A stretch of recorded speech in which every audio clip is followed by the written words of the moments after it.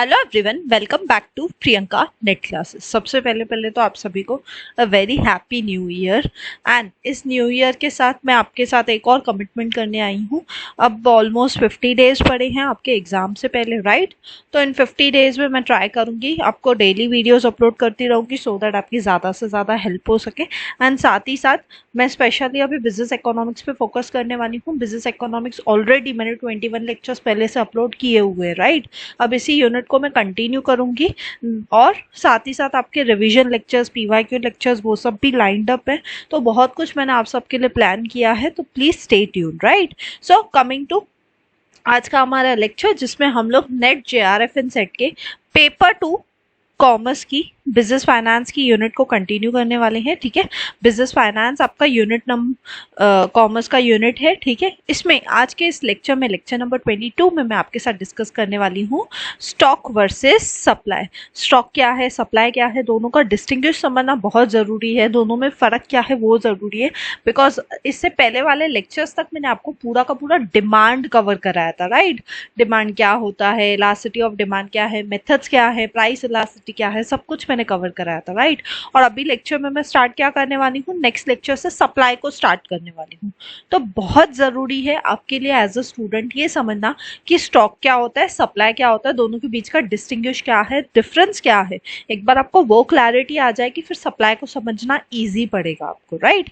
चलिए स्टार्ट करते हैं। But before going on that मैं बता दूं, मेरा नाम प्रियंका नाथानी है। मैंने अपना नेट एंड जेआरएफ क्वालिफाई किया हुआ है कॉमर्स सब्जेक्ट से अपने पहले ही अटेम्प्ट में 99.55 परसेंटाइल के साथ ही साथ मैंने अपना नेट इन मैनेजमेंट भी क्वालिफाई किया हुआ है अपने पहले ही अटेम्प्ट में। साथ ही साथ मैंने महाराष्ट्र सेट को भी क्वालिफाई किया हुआ है कॉमर्स सब्जेक्ट से अपने पहले ही अटेम्प्ट में। So this was my brief background. Coming to कौन कौन सी यूनिट्स कवर्ड है मेरे यूट्यूब चैनल पे, तो आप देख सकते हैं पेपर 1 की ये सारी units and paper 2 commerce and management की ये सारी यूनिट्स। इन सभी ही यूनिट्स की जो प्लेलिस्ट का लिंक है वो मैंने डिस्क्रिप्शन में दे दिया है। आप जाइए वहाँ से जाके इन यूनिट्स को अच्छे से कवर कीजिए एंड लेक्चर बाय लेक्चर देखिए, बिकॉज पेपर में हार्डली कुछ टाइम पड़ा है। अगर आप पूरी यूनिट यहाँ से कवर कर लेंगे, मैं गारंटी देती हूँ आपके मेजरली सारे टॉपिक्स हो जाएंगे easily, right? And coming to एक इम्पॉर्टेंट चीज़, टेलीग्राम चैनल को ज़रूर से जाकर ज्वाइन कीजिए। इसका लिंक मैंने डिस्क्रिप्शन में दे दिया है, बिकॉज पेपर से रिलेटेड कोई भी नोटिफिकेशन से अपडेट्स आती हैं या इवन मेरे लेक्चर से रिलेटेड अपडेट्स आती हैं या कुछ पीडीएफ मुझे शेयर करनी होती हैं, तो वो सब मैं आपके साथ टेलीग्राम पे ज़रूर से शेयर करती हूँ। तो जाइए उस चीज़ का भी वहाँ से जाके बेनिफिट लीजिए। चलिए स्टार्ट करते हैं हमारा आज का लेक्चर, जिसमें हम पहले देखेंगे स्टॉक क्या होता है, राइट? पहले समझते हैं स्टॉक क्या होता है, फिर हम समझेंगे सप्लाई क्या होता है एंड फिर उसका एक डिस्टिंग्विश देख लेंगे एक पिक्चर से। ठीक है, सो कमिंग टू स्टॉक क्या है, stock is the total quantity of commodity available for sale with a seller at a particular point of time. Stock क्या है, जितनी भी आपके पास एज अ सेलर आपके पास क्वांटिटी अवेलेबल है जो आप सेल करने के लिए रेडी हो किसी पर्टिकुलर पॉइंट ऑफ टाइम पे, उसे ही हम स्टॉक कहते हैं। जैसे सपोज से फॉर एग्जांपल मैं एक सेलर हूँ, ठीक है, एंड मेरे पास क्या है, मेरे पास कुछ फ्रूट्स पड़े हैं जो मैं रेडी हूँ सेल करने के लिए। तो वो सारे जो फ्रूट्स, जितनी भी क्वांटिटी ऑफ फ्रूट्स मेरे पास पड़े हैं जिसको मैं सेल करना चाहती हूँ, उसे ही हम क्या कहते हैं, स्टॉक कहते हैं। स्टॉक में बहुत जरूरी है कि वो स्टॉक कैसा होना चाहिए, अवेलेबल फॉर सेल होना चाहिए, यानी आप उसको बेचना चाहते हैं अगर, तो ही वो स्टॉक कहलाता है। अगर आप किसी चीज को बेचना नहीं चाहते तो वो स्टॉक थोड़ी होगा। से फॉर एग्जांपल मेरे घर में फ्रूट्स पड़े हैं, ठीक है,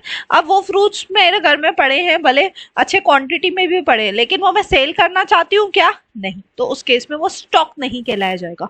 स्टॉक हर वो चीज होती है जो अवेलेबल फॉर सेल है। कोई भी कमोडिटी जब आप क्या करते हो, सेल के लिए अवेलेबल कर देते हो, तो उसे ही हम स्टॉक कहते हैं। ठीक है, so I hope basic meaning clear है। स्टॉक है क्या, it is the source of supply. Stock क्या है, आपके सप्लाई का सोर्स है। आप कितना सप्लाई कर पाओगे वो किसके ऊपर डिपेंड करता है, वो डिपेंड करता है आपके स्टॉक के ऊपर। मैं कितना सप्लाई कर पाऊंगी, मैं कितने फ्रूट्स बेच पाऊंगी, वो डिपेंड करेगा कि मेरे पास टोटल कितना स्टॉक अवेलेबल है, राइट। और स्टॉक को हम क्या बोल सकते हैं, स्टॉक को हम पोटेंशियल सप्लाई भी बोल सकते हैं। हम लोग प्रोडक्शन बढ़ा के क्या कर सकते हैं, अपने स्टॉक को भी इंक्रीज कर सकते हैं ना। जितनी मैं प्रोडक्शन बढ़ा दूंगी उतने मेरे पास क्वांटिटी ऑफ गुड्स ज्यादा रहेंगे सेल करने के लिए, राइट। तो स्टॉक को अगर मुझे बढ़ाना है तो मैं सिंपली क्या कर दूं, मैं अपनी प्रोडक्शन बढ़ा दूं तो ऑटोमेटिकली स्टॉक भी बढ़ जाएगा, ठीक है। Without stock supply is not possible. अगर स्टॉक ही नहीं होगा तो सप्लाई भी नहीं हो सकती है ना। अगर सपोज मैं एक सेलर हूँ जो फ्रूट सेल करती हूँ, अगर मेरे पास फ्रूट्स है ही नहीं, फ्रूट्स का कुछ स्टॉक ही नहीं है, तो मैं सेल क्या करूंगी, मैं सप्लाई क्या करूंगी, मार्केट में कुछ भी सप्लाई नहीं कर सकती हूँ, राइट। तो without stock supply is not possible, ठीक है। नॉर्मली क्या देखा जाता है, स्टॉक एक्सीड सप्लाई। आपके पास स्टॉक ज्यादा होगा सप्लाई से and it is fixed and inelastic. Normally क्या होता है, आपके पास स्टॉक जो होता है नॉर्मल केसेस में आपके पास स्टॉक ज्यादा होगा और सप्लाई कम होती है, ठीक है। Stock exceeds supply and it is fixed. आपका जो स्टॉक है फिक्स्ड रहता है ना, आपकी जो क्वांटिटी ऑफ गुड्स है वो फिक्स्ड रहते हैं और इनइलास्टिक रहते हैं। इनइलास्टिक यानी प्राइस से किसी भी चीज से उसको फर्क नहीं पड़ता है, ठीक है। In case of perishable goods, अब पेरिशेबल गुड्स क्या होते हैं, ऐसे गुड्स जो जल्दी खराब हो सकते हैं, जैसे कि से फॉर एग्जांपल मैं बोलूं मिल्क, है ना, फिश, फ्रूट्स, ये सब क्या है, ये सभी के सभी मेरे पेरिशेबल गुड्स है। तो पेरिशेबल गुड्स के केस में क्या होता है, स्टॉक में बी इक्वल टू सप्लाई, आपकी स्टॉक और सप्लाई सेम हो सकती है। लेकिन in case of durable goods यानी जो लंबे समय तक चलते हैं, जैसे टीवी हो गया, फ्रिज हो गया, वॉशिंग मशीन हो गया, है ना, लैपटॉप हो गया, कंप्यूटर हो गया, ये सब क्या है, ये सब आपके ड्यूरेबल गुड्स है। तो इस केस में stock can exceed the supply. आपके पास स्टॉक ज्यादा पड़ा होगा और आप सप्लाई कम कर रहे रहोगे, जैसे जैसे आपको डिमांड आएगी आप वैसे वैसे सिर्फ सप्लाई करते जाते हो, ठीक है। आई होप स्टॉक क्या है ये आपको क्लियर है। स्टॉक में सबसे इंपॉर्टेंट चीज आपको याद क्या रखनी है, स्टॉक वो कमोडिटी होती है जो अवेलेबल फॉर सेल है किसी भी सेलर के पास, ठीक है। अगर आपके पास स्टॉक है और आप उसको सेल करना चाहते हो तो ही वो क्या होगा, तो ही हम उसे क्या कह सकते हैं, तो ही हम उसे स्टॉक कह सकते हैं, अदरवाइज नहीं, ठीक है। आई होप ये चीज क्लियर है। कमिंग टू सप्लाई की तरफ आते हैं। अब सप्लाई क्या होता है, supply implies the various quantities of commodities offered for sale by producers during a given period of time at a given price. जब आप क्या करना चाहते हो, किसी क्वांटिटी ऑफ गुड्स को सेल करना चाहते हो, ठीक है, किसी पर्टिकुलर पॉइंट पे और किसी पर्टिकुलर प्राइस पे। जैसे सपोज मेरे पास स्टॉक पड़े हैं, से फॉर एग्जांपल 100 केजी एप्पल्स पड़े हैं मेरे पास, ठीक है। ये क्या है, ये 100 केजी एप्पल मेरा स्टॉक है। इस स्टॉक में से मैं क्या कर रही हूँ, स्टॉक में से मैं सेल करने को रेडी हूँ इन 100 केजी एप्पल्स को। 1 केजी एप्पल मैं क्या करने वाली हूँ, 100 रुपीज में सेल करने वाली हूँ आज के दिन पे। आज के दिन पे जो भी मेरे से आके मार्केट में आके मेरे से क्या करेगा, फ्रूट्स खरीदेगा, एप्पल खरीदेगा, तो मैं उसको 1 केजी ऑफ एप्पल कितने में देने वाली हूँ, 100 रुपीज में देने वाली हूँ, सॉरी।